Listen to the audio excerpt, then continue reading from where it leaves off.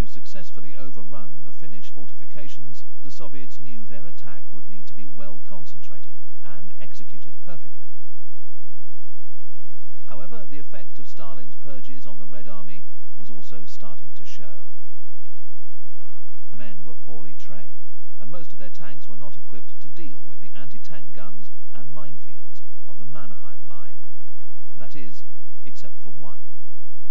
Now, the KV tank is going to be one of the few success stories in relation to this war against Finland, in the sense that it is very, very effective against destroying Finnish entrenched positions and Finnish bunkers, and does have a significant impact upon the battle.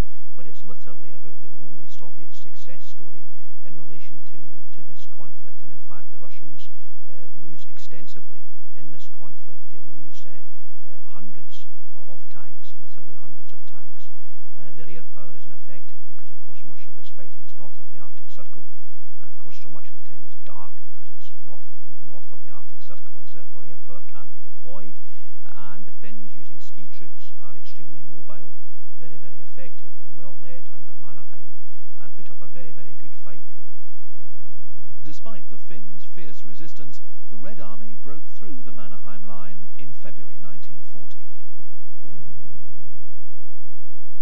Although the KV had contributed to this success, its performance in battle had also highlighted a number of faults. Besides needing another crew member to take the pressure off the commander, the KV needed a larger gun that could blast open bunkers.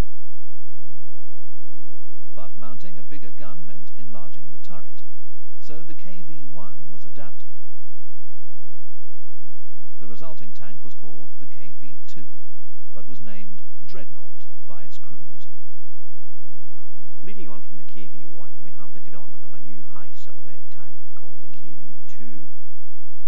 Now, this was to be a real attempt at mounting a large gun on a tank chassis.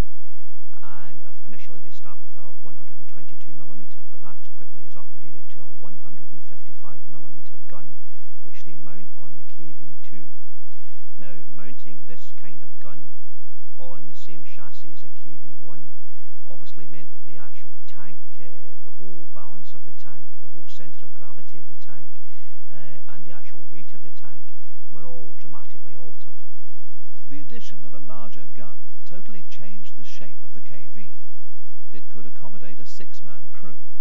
Its main gun was increased to a 152mm howitzer, alongside which were mounted two 7.62mm machine guns. It shared its predecessor's V2 diesel engine and 600 brake horsepower. The KV-2 had a range of 200 kilometers and could hit a top road speed of 26 kilometers per hour.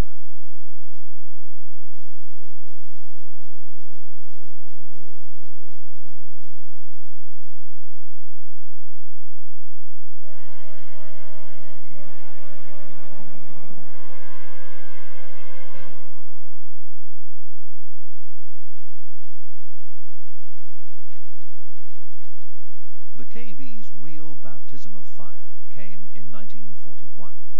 Despite signing a non-aggression pact, Hitler did not trust Stalin and decided to launch a preemptive strike. Codenamed Operation Barbarossa, Hitler launched his most ambitious attack of the Second World War.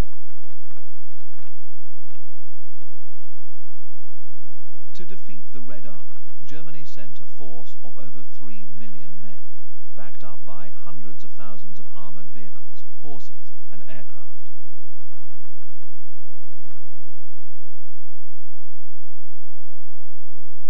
Their aims were to capture Leningrad, Moscow and Kiev.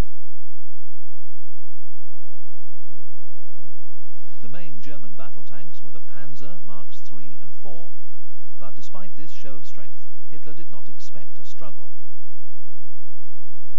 His panzers had demolished every Allied tank in their path, and he believed that Russia, an inferior nation, was simply unable to produce anything to match German technology. As it awaited the arrival of the German force, the Red Army deployed the KV and its main medium tank, the T-34. When German troops met both tanks, their shock was palpable. When the Germans initially met the KV, there was consternation, in some cases panic even.